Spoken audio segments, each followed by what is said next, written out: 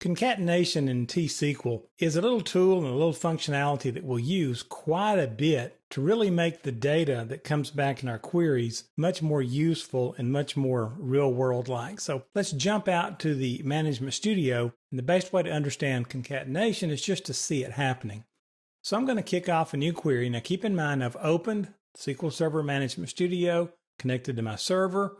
I'm now going to open a new query window, and then I'm going to connect the database up and make sure that I am running my queries against AdventureWorks 2012. Now, the first thing let's do, let's just run a real quick, easy select from person.person, and let's just execute that.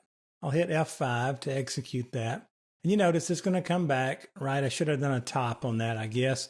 But here we go. Here's all the columns and so forth that are in there. But let's now start to think about how we can do something kind of neat with this.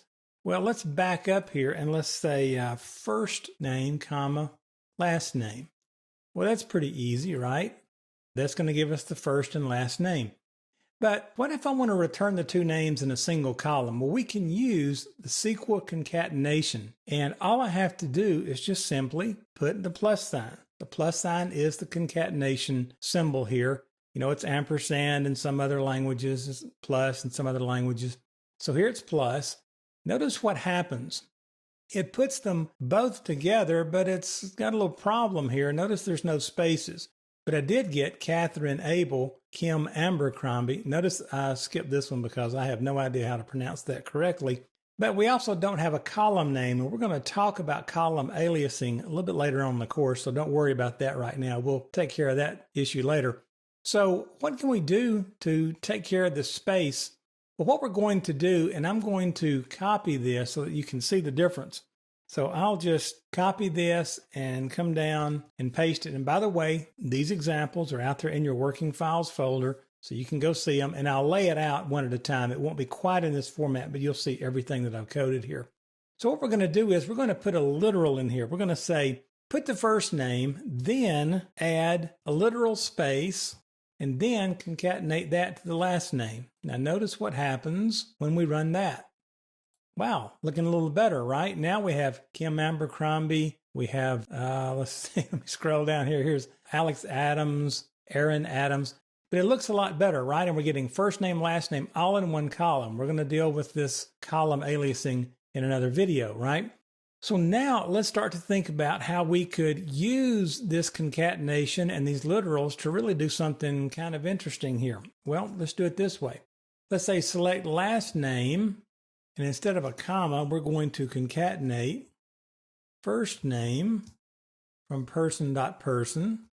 And let's go ahead and do a little order by, and we'll order by last name, comma, first name, just like that. Now let's highlight just that one. We'll execute it. Now we've got them going in alphabetical order, right?